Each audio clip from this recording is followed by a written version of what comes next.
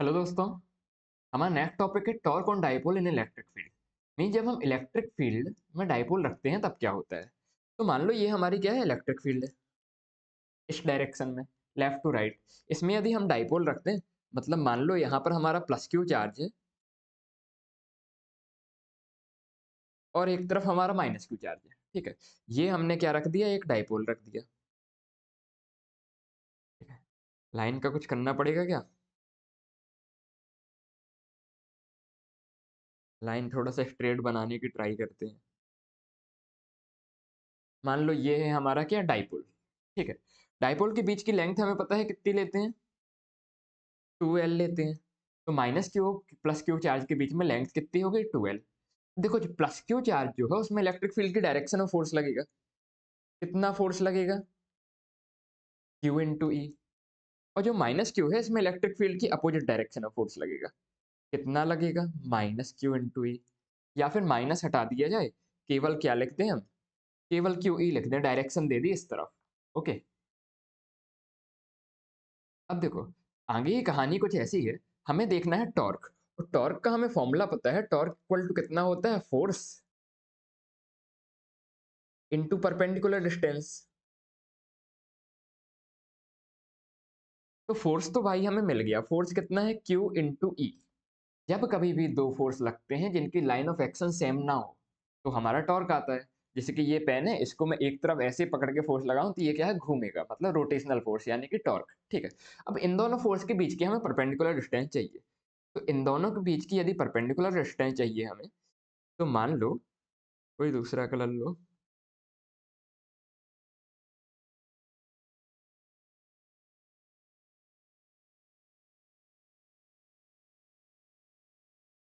ठीक है, तो ये जो परपेंडिकुलर मैंने लाइन बनाई है, ये क्या कहलाएगी, हमारी परपेंडिकुलर डिस्टेंस दोनों फोर्स के बीच की कहलाएगी। तो इसकी डिस्टेंस कितनी होगी, मान लो ये एंगल कितना है हमारा, थीटा। तो थीटा के सामने वाली लाइन कितनी हो जाएगी, 2L साइन थीटा। ओके, तो दोनों के बीच की डिस्टेंस हो गई कितनी, 2L साइन थीटा। अब देखो, यदि मैं इस Q और इस 2L को साथ में क्या लिख दूं, P लिख दूं। डाइपोल मोमेंट होता है हमारा Q इंटू टू एल, तो Q इंटू टू एल की जगह हम क्या लिख दें, P लिख दें। तो हमारा क्या बचा, पी ई साइन थीटा। तो टॉर्क का फॉर्मूला जो हमारा आ जाता है, ये आ जाता है tau equal to P E sine theta. Mean जो टॉर्क है ये थीटा वैल्यू पे डिपेंड कर रहा है कि डाइपोल किस एंगल पे रखा है। मान लो कि मैं बोलता हूँ थीटा कितना है, 0 डिग्री है। तो टॉर्क कितना हो जाएगा, टॉर्क का formula PE sine theta, theta कितना हो गया, 0 डिग्री। तो टॉर्क की वैल्यू कितनी आ जाएगी, 0 डिग्री। ऐसे ही मैं यदि बोल रहा हूँ थीटा कितना है, यदि 180 डिग्री है, तो 180 डिग्री पे साइन थी 180 कितना होता है, 0 डिग्री। तो टॉर्क इस टाइम पे भी कितना हो जाएगा, 0।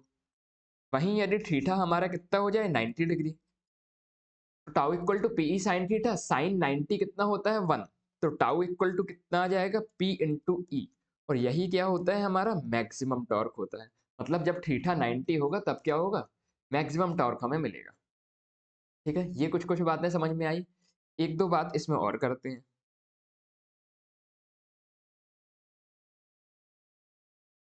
ठीक है, मान लो,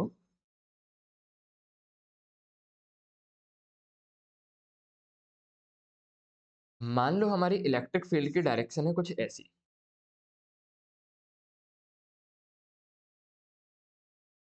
ये यूनिफॉर्म पैरेलल है, ठीक है। और हमारा जो डाइपोल रखा है कुछ ऐसा रखा हुआ है। इस तरफ हमारा माइनस क्यू है और इस तरफ हमारा प्लस क्यू है। तो देखो ठीक, इलेक्ट्रिक फील्ड और डाइपोल के बीच में एंगल कितना दिख रहा है, 0 डिग्री। इस टाइम पे फोर्स कितना होगा, 0 फोर्स, क्योंकि साइन थीटा क्या होगा, 0। अभी हमने पिछली स्लाइड में देखा। क्यों 0 फोर्स होगा, ये बता सकते हो क्या? देखो इस वाली चार्ज पर इस तरफ फोर्स लगेगा Q इंटू ई, और इस तरफ जो फोर्स लगेगा ये भी लगेगा Q इंटू ई। प्लस चार्ज पे इलेक्ट्रिक फील्ड की डायरेक्शन पे, माइनस चार्ज पे कितना, अपोजिट डायरेक्शन में। तो नेट फोर्स तो होगा 0। यदि हम टॉर्क की बात करते हैं तो टॉर्क भी कितना हो जाएगा, 0 डिग्री, क्योंकि टॉर्क होता है पी साइन थीटा और थीटा 0, तो साइन थीटा 0 मतलब टॉर्क 0। ठीक है, तो इस पोजीशन को हम बोलते हैं स्टेबल इक्विलिब्रियम। ओके, वहीं यदि मान लो हमारी इलेक्ट्रिक फील्ड की डायरेक्शन है कुछ ऐसी। ओके, और हमारा जो डाइपोल रखा हुआ है ये कुछ ऐसा रखा हुआ है कि हमारा प्लस क्यू चार्ज है इस तरफ और माइनस क्यू चार्ज है इस तरफ। तो अब देखो अपोजिट डायरेक्शन है, मतलब थीटा कितना है 180। तो नेट फोर्स इस टाइम पे कितना लगेगा, नेट फोर्स कितना लगेगा, इस तरफ लगेगा प्लस क्यू ई, इस तरफ लगेगा माइनस क्यू ई, और net plus Q E minus Q E cancel हो जाएगा और नेट फोर्स कितना आ जाएगा 0। ओके। ऐसे ही यदि हमने टॉर्क की बात करें तो टॉर्क होता है पीई साइन थीटा, और साइन 180 जीरो होता है तो टॉर्क भी क्या हो जाएगा 0। इसको हम बोलते हैं अनस्टेबल इक्विलिब्रियम।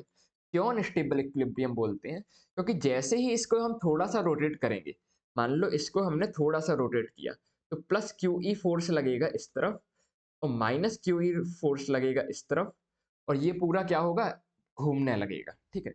वहीं हम स्टेबल वाले को यदि हम रोटेट करते तो वो वापस से अपनी पोजीशन में वापस आ जाता। तो ये होता है हमारा स्टेबल इक्विलिब्रियम और क्या, अनस्टेबल इक्विलिब्रियम। ठीक है। तो ये थी हमारी कुछ टॉर्क की बातें। वहीं यदि बात करें कि मान लो कहीं पे जगह है क्या, मान लो इलेक्ट्रिक फील्ड कुछ ऐसी है। ठीक है। इलेक्ट्रिक फील्ड इस बार कैसी है, नॉन यूनिफॉर्म। तो दिख रहा है हमें कि इस वाले रीजन में क्या है, स्ट्रॉन्ग है, और इस वाले रीजन में दूर दूर इलेक्ट्रिक फील्ड लाइन है तो वीक है। तो देखो यदि हम इस पर डाइपोल रख देंगे कुछ ऐसे कि यहाँ पर हमारा क्या हो, माइनस क्यू हो, और यहाँ पर क्या हो, प्लस क्यू ही हो। ठीक है। तो देखो फोर्स होता है क्यू इंटू ई। तो इस तरफ जो फोर्स लगेगा, मान लो फोर्स लग रहा है क्यू इंटू ई वन, और इस तरफ जो फोर्स लग रहा है माइनस क्यू चार्ज पे, मान लो ये है क्यू इंटू ई टू। अब हमें दिख रहा है कि ई टू क्या है, इलेक्ट्रिक फील्ड ज्यादा है, और ई वन क्या है, इलेक्ट्रिक फील्ड कम है। यदि E2 इलेक्ट्रिक फील्ड ज्यादा है और E1 इलेक्ट्रिक फील्ड कम है, तो ये वाला जो फोर्स है हमारा, इस तरफ वाला जो QE2 फोर्स है ये ज्यादा होगा, ये जो QE1 फोर्स है ये कम होगा।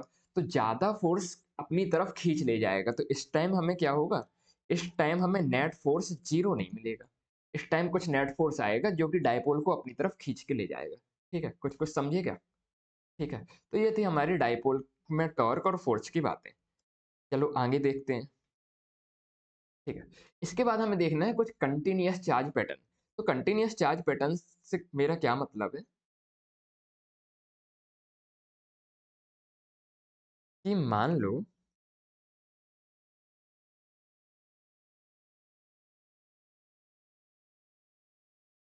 ये एक लाइन है। ठीक है। और इस लाइन के अंदर पॉजिटिव चार्ज पूरे में बिखरा हुआ है। ठीक है। तो इस केस में मान लो क्यू चार्ज पूरी एल लेंथ में क्या है, डिस्ट्रीब्यूटेड है। तो इसमें हम डिफाइन करते हैं linear charge density. Linear charge density को हम डिनोट करते हैं लैम्डा से, यहाँ पर लैम्डा इक्वल टू होता है हमारा क्यू अपॉन एल। ओके। वहीं पर मान लो कुछ ऐसा है,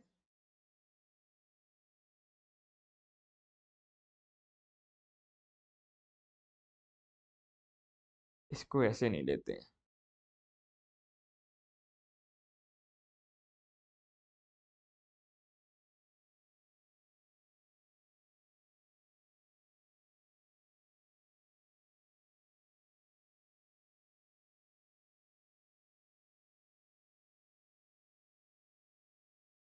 ठीक है। मान लो ऐसी कोई सीट है, और इस सीट के ऊपर क्या है, हमारा चार्ज क्या है, डिस्ट्रीब्यूटेड है, मतलब पूरे सीट का जो एरिया है इसमें मान लो हमारा पॉजिटिव चार्ज डिस्ट्रीब्यूटेड है। ठीक है। तो मान लो क्यू चार्ज इस पे डिस्ट्रीब्यूटेड है ए एरिया पे। तो इस टाइम पे हम डिफाइन करते हैं surface charge density. Surface charge density, surface charge density क्या होती है, इसको सिग्मा से रिप्रेजेंट करती है। ये होती है टोटल चार्ज कितना है अपॉन टोटल कितने एरिया में डिस्ट्रीब्यूटेड है। तो sigma equal to Q upon E. ठीक है। तो ये हो गया लाइन चार्ज, एक हो गया सरफेस पे चार्ज, मतलब कोई सीट है उस पे चार्ज डिस्ट्रीब्यूटेड है। और क्या हो सकता है,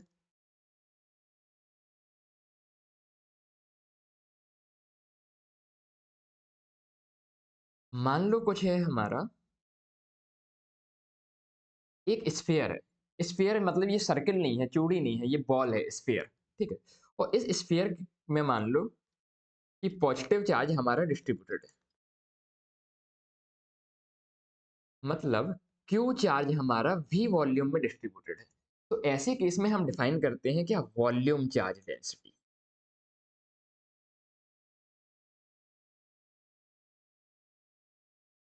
और वॉल्यूम चार्ज डेंसिटी को रिप्रेजेंट करते हैं रो से।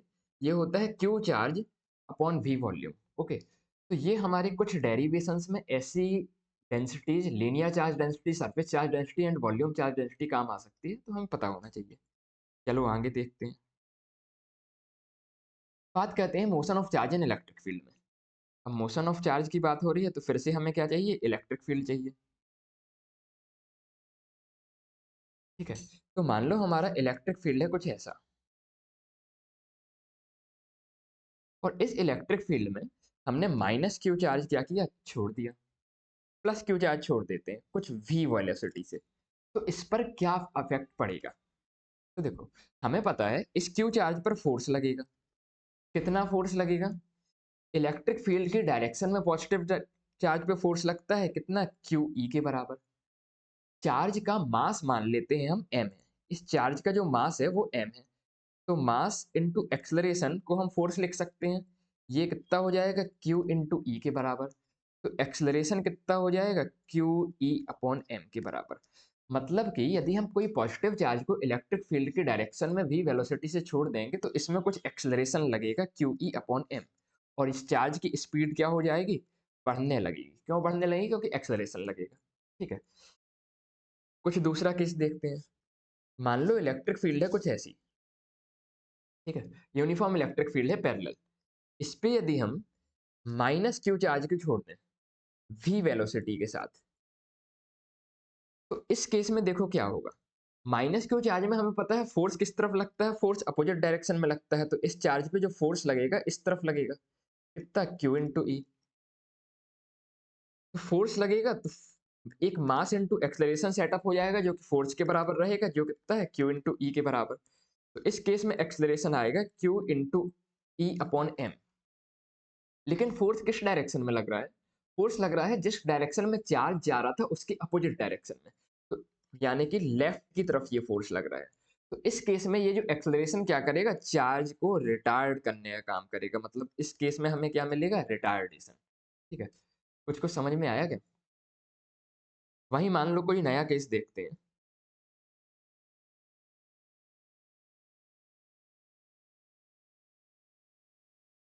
मान लो हमारी इलेक्ट्रिक फील्ड की डायरेक्शन है कुछ ऐसी,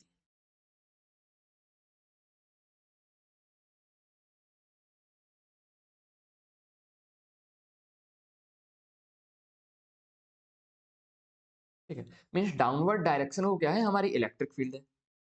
और हमने कोई minus Q charge V velocity के साथ यहां पर थ्रो किया। तो अब इसका पाथ कैसा होगा, इसके बारे में थोड़ा सा सोचते हैं। तो इसका पाथ होता है भाई पैराबोलिक। इसका पाथ पैराबोलिक होता है। अब क्यों पैराबोलिक होता है, देखो, एक तो हमने क्यू चार्ज को V velocity charge plus Q charge को मान लो हमने वी वेलोसिटी के चार्ज यहाँ पर फेंक दिया। तो ये वी वेलोसिटी से सीधे सीधे कहाँ जाएगा, सामने जाएगा। ओके, लेकिन इलेक्ट्रिक फील्ड में जैसे ही ये आएगा तो इलेक्ट्रिक फील्ड डाउनवर्ड की तरफ है, तो इसको डाउनवर्ड की तरफ इस चार्ज पर एक फोर्स लगेगा। और वो क्या ले जाएगी, इसको क्या ले जाएगी, कुछ डाउनवर्ड डिस्प्लेसमेंट लेगी। तो मान लो किसी एक पॉइंट पर यहाँ पर पहुंच गया चार्ज, एक्स डिस्टेंस इसने हॉरिजेंटल ट्रेवल कर ली और वाई डिस्टेंस इसने क्या कर ली, वर्टिकल ट्रेवल कर ली डाउनवर्ड डायरेक्शन में। तो हम थोड़ा सा हॉरिजेंटली और वर्टिकली देखते हैं इस पर क्या क्या इफेक्ट, कैसे कैसे फोर्स है जो क्या क्या इफेक्ट पड़ेगा। ठीक है, तो हॉरिजेंटल डायरेक्शन में यदि हम बात करें तो देखो, हॉरिजेंटल डायरेक्शन में कोई फोर्स लग रहा है क्या, कोई भी फोर्स नहीं लग रहा है। इनिशियल वेलोसिटी क्या है, जीरो। तो जिस इनिशियल वेलोसिटी v है, हमने v वेलोसिटी से ये चार्ज क्या था, फेंका था। ठीक है, तो जब कोई फोर्स नहीं लग रहा है तो वेलोसिटी क्या होगी, कांस्टेंट रहेगी। और एक्स डायरेक्शन में ये यूनिफॉर्म मोशन देगा। एक्स डायरेक्शन में वेलोसिटी चेंज नहीं होगी। ठीक है, वहीं पर हम यदि बात करें वर्टिकल डायरेक्शन की, तो देखो, वर्टिकल डायरेक्शन में कोई फोर्स है, वर्टिकल डायरेक्शन में इनिशियल वेलोसिटी कितनी है, जीरो। शुरुआत में कोई वेलोसिटी नहीं थी। लेकिन वर्टिकल डायरेक्शन में एक फोर्स लग रहा है कितना, जैसे ही क्यू चार्ज इलेक्ट्रिक फील्ड में आया तो इसके ऊपर कुछ फोर्स लगने लगा क्यू इंटू ई। ठीक है। हमें पता है force equal to mass into acceleration होता है। वाई डायरेक्शन के एक्सलरेशन को मैं एम वाई लिख देता हूँ, ए वाई। तो M into A Y equal to हो जाएगा क्यू इंटू ई। तो जो ए वाई आ जाएगा ये हो जाएगा क्यू इंटू ई अपॉन एम। ठीक है। तो वर्टिकल डायरेक्शन में एक एक्सलरेशन का काम करेगा क्यू इंटू ई अपॉन एम। ठीक है। तो हॉरिजेंटल डायरेक्शन में यूनिफॉर्म है, कोई भी वेलोसिटी चेंज नहीं हो रही है, यूनिफॉर्म वेलोसिटी चल रहा है। लेकिन वर्टिकल डायरेक्शन में इनिशियल वेलोसिटी जीरो थी, लेकिन कुछ एक्सलरेशन है क्योंकि कुछ फोर्स है, तो यहाँ पर क्या लग रहा है, एक एक्सलरेशन है। तो देखो इसकी यदि हम बात करते हैं, पाथ की बात करते हैं, तो देखो हमें पता है s equal to u t plus half a t square होता है। तो वर्टिकल डायरेक्शन में इनिशियल वेलोसिटी थी zero into t plus half. Vertical direction में एक्सलरेशन हमने निकाला कितना है, q e upon m into t square.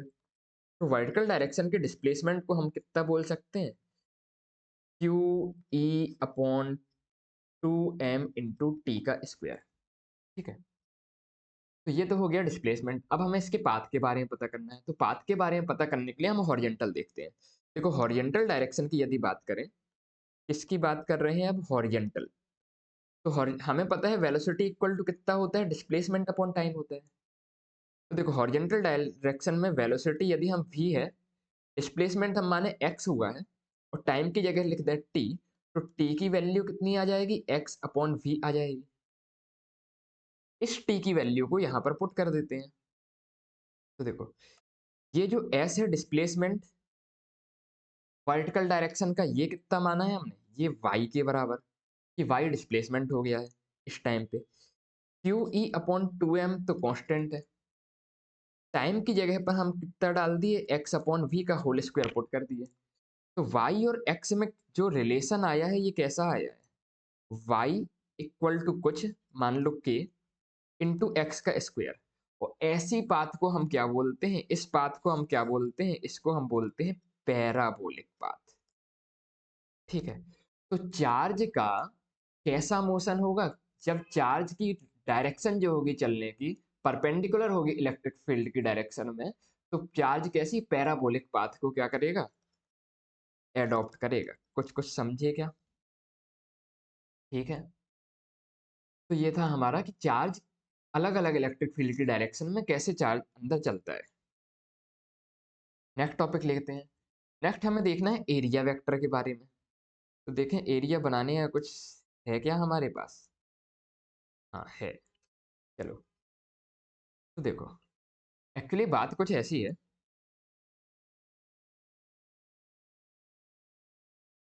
इसका कुछ एरिया है होगा।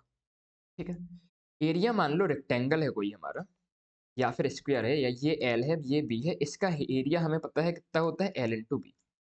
पर एरिया के बारे में पता होना चाहिए, एरिया कैसी क्वांटिटी है, एरिया है हमारी एक वेक्टर क्वांटिटी। अब वेक्टर क्वांटिटी है तो मतलब कोई भी एरिया होता है, तो एरिया को उसके परपेंडिकुलर डायरेक्शन में एक वेक्टर रिप्रेजेंट करता है। मान लो ये है एरिया, तो इसके परपेंडिकुलर डायरेक्शन में एक वेक्टर क्या करता है, इसका रिप्रेजेंट करता है। तो एरिया यदि हम वेक्टर लिखेंगे, तो इसमें हम इसका मैग्नीट्यूड लिखेंगे पहली चीज तो, एल इंटू बी जैसे कि। उसके अलावा vector n cap, n cap क्या है, यूनिट वेक्टर जो एरिया जो है, एरिया तो इसके परपेंडिकुलर डायरेक्शन में है, तो ये क्या कहलाता है, एरिया वेक्टर। मान लो हमारा एरिया कैसा है, कुछ ऐसा है, तो इसके परपेंडिकुलर डायरेक्शन में एरिया वेक्टर हो जाएगा कुछ इस डायरेक्शन में। ठीक है। तो ये वेक्टर क्या रिप्रेजेंट करेगा, एरिया। वहीं पर यदि हमारा एरिया कुछ ऐसा है, ठीक है, तो इसके परपेंडिकुलर डायरेक्शन में एक वेक्टर क्या करेगा, इस एरिया को रिप्रेजेंट करेगा। तो हमेशा यदि कोई एरिया होता है तो वो एक वेक्टर क्वांटिटी है, उसके परपेंडिकुलर डायरेक्शन में जो वेक्टर होता है वो क्या करता है, एरिया रिप्रेजेंट करने का काम करता है। ठीक है। चलो एरिया एक वेक्टर क्वांटिटी है और इसको रिप्रेजेंट करते हैं इसके मैग्नीट्यूड इनटू इसकी डायरेक्शन में। अब इसका यूज कहाँ करना है ये देखते हैं। ठीक है। तो हमारा नेक्स्ट टॉपिक आता है इलेक्ट्रिक फ्लक्स। अब ये इलेक्ट्रिक फ्लक्स एक्चुअली होता क्या है, इलेक्ट्रिक फ्लक्स ये बताता है कि किसी ऑब्जेक्ट से कितनी number of electric field lines pass हो रही हैं, ठीक है। Number of electric field line passing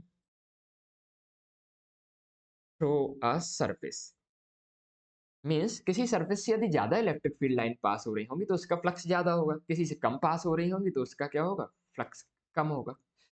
देखो, फ्लक्स को रिप्रेजेंट करते हैं फाई से, और इसका फॉर्मूला होता है ई ए कॉस थीटा। अभी हम डिफरेंशियल फॉर्म नहीं देख रहे, नॉर्मल फॉर्म देख रहे हैं, ठीक है।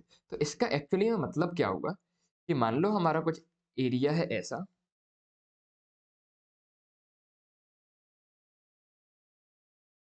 ओके, और इलेक्ट्रिक फील्ड है हमारी कुछ ऐसी,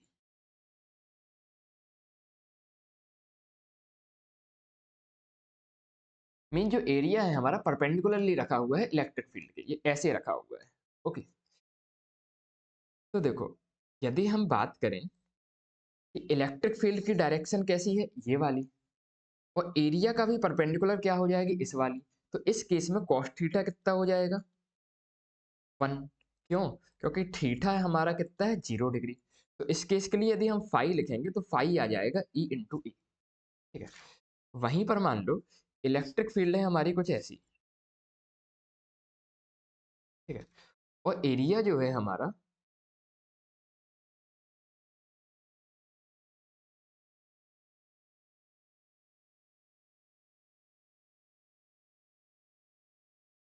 एरिया कुछ ऐसा रखा हुआ है, ठीक है। तो देखो, इस बार इलेक्ट्रिक फील्ड की डायरेक्शन है ऐसी, और एरिया वेक्टर की डायरेक्शन होगी एरिया की परपेंडिकुलर, तो दोनों के बीच में थीटा कितना है, 90 डिग्री। तो जैसे ही हम फाई लिखेंगे तो फाई होता है ई ए कॉस थीटा, और कॉस 90 डिग्री कितना होता है, 0। तो फ्लक्स इस केस में कितना हो जाएगा, 0, क्योंकि एरिया से होते हुए इलेक्ट्रिक फील्ड कोई भी नहीं निकल रही, एरिया को जो इलेक्ट्रिक फील्ड क्रॉस करेगी बस हम वही फ्लक्स में गिनेंगे, ठीक है। तो हम ऐसे में एरिया वेक्टर की हमें डायरेक्शन का पता होना चाहिए। मान लो कोई और केस देखते हैं, मान लो एरिया है हमारा कुछ ऐसा,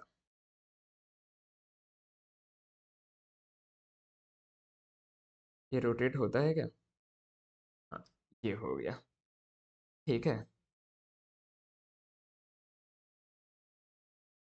एरिया है हमारा ऐसा और इलेक्ट्रिक फील्ड है हमारी ऐसी, ठीक है। तो देखो, इलेक्ट्रिक फील्ड को जो डायरेक्शन है वो कुछ ऐसी हो गई, और एरिया वेक्टर की जो डायरेक्शन है कुछ ऐसी हो गई, दोनों के बीच में कुछ एंगल है थीटा। तो इस केस में यदि हम फ्लक्स लिखेंगे तो फाई होता है ई ए कॉस थीटा, ठीक है। अब इस बार जितना भी थीटा होगा वैल्यू रखेंगे तो फ्लक्स हमारा आ जाएगा। और क्या केस बन सकता है,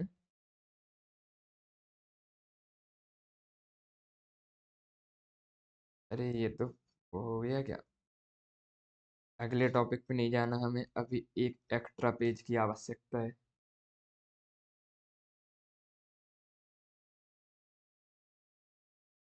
ठीक है। तो मान लो, हम्म, इस बार इलेक्ट्रिक फील्ड हमारी कुछ ऐसी है, नॉन यूनिफॉर्म इलेक्ट्रिक फील्ड है, और नॉन यूनिफॉर्म इलेक्ट्रिक फील्ड के बीच में कुछ ऐसा रैंडम एरिया लिखा हुआ है, और हमें क्या लिखना करना है, फ्लक्स लिखना है।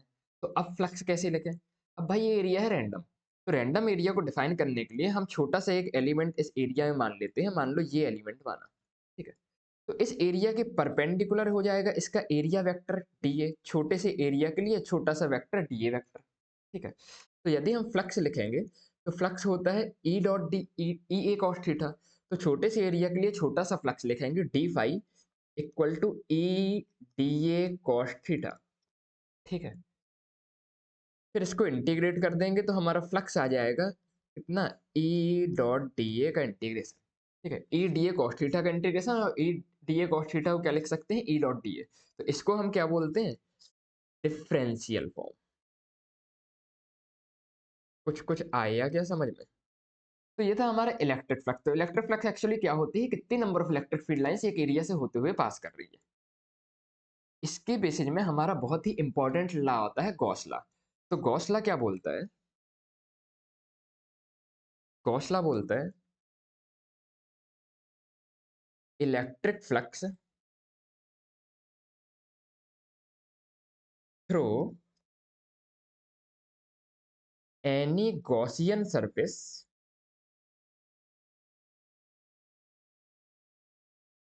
इज 1/ε टाइम्स टोटल चार्ज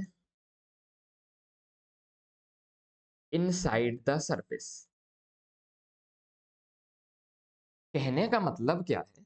कहने का मतलब ये है, मान लो ये कोई क्या है, गॉसियन सरफेस है, ठीक है। इसके अंदर कोई चार्ज रखा है Q1 एक, कोई दूसरा चार्ज रखा है Q2, कोई यहाँ पर चार्ज रखा है Q3। तो गॉस लॉ ये बोलता है कि यदि हमें इसके लिए फ्लक्स लिखना है, तो अंदर जितना सरफेस के अंदर चार्ज है उसको यदि हम एप्सिलॉन नॉट से डिवाइड कर लेंगे तो फ्लक्स के बराबर होगा। तो अंदर देखो कितना चार्ज है कि Q1 प्लस Q2 चार्ज अंदर है अपॉन एप्सिलॉन नॉट, ठीक है। तो जो गॉसियन लॉ का स्टेटमेंट का फॉर्मूला हो जाएगा, ये कितना हो जाएगा, क्यू इनसाइड मतलब अंदर वाला चार्ज अपॉन एप्सिलॉन नॉट। ऐसे हम क्या लिख सकते हैं, इलेक्ट्रिक फ्लक्स लिख सकते हैं। अब देखो पिछले फॉर्मूले में हमने क्या देखा था, इलेक्ट्रिक फ्लक्स होता है ई डॉट डी ए के बराबर, फ्लक्स होता है integration of E dot D A, और यहाँ पर हमने देखा क्या, Q inside upon epsilon not के बराबर। तो ये आ गया हमारा क्या, गॉसियन लॉ का फॉर्मूला। अब इसका छोटा सा हमें डेरिवेशन करना है कि ये फॉर्मूला भाई सही भी है कि नहीं। चलो भाई डेरिवेशन करते हैं। तो डेरिवेशन करने के लिए करते क्या है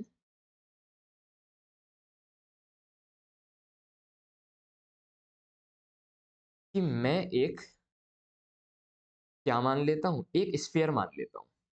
एक्चुअली मैं मान रहा हूँ एक पॉइंट चार्ज, एक पॉइंट चार्ज जो इसके सेंटर पे रखा हुआ है क्यू, ठीक है। ऐसा क्यों मान रहे हैं, क्योंकि इसका एरिया हम लिख सकते हैं, थोड़ी देर बाद समझ में आएगा। तो देखो क्यू चार्ज से इलेक्ट्रिक फील्ड हमें पता है कुछ ऐसे निकलेगी, ठीक है। तो देखो इस चार्ज के आसपास का ये गोल गोल जो एरिया है पूरा स्फेरिकल, ये क्या हो जाएगा, गॉसियन सरफेस, क्योंकि हर पॉइंट क्या है इस चार्ज से बराबर दूरी पर है। तो इसका मैंने एक छोटा सा एरिया मान लिया, ये वाला, ये कौन सा एरिया है, डी ए। तो इस एरिया की परपेंडिकुलर डायरेक्शन में क्या हो जाएगा, एरिया वेक्टर, ठीक है। तो इलेक्ट्रिक फील्ड की डायरेक्शन ये हो गई और डी ए की डायरेक्शन क्या हो गई, ये हो गई, और दोनों के बीच में एंगल कितना है, 0 डिग्री। अब हमें फ्लक्स निकालना है। तो फ्लक्स का फॉर्मूला देखो हमने पढ़ा था, integration of E dot D A होता है। तो ई डॉट डी ए यदि करेंगे तो ये आ जाएगा ई डी ए कॉस थीटा, ठीक है।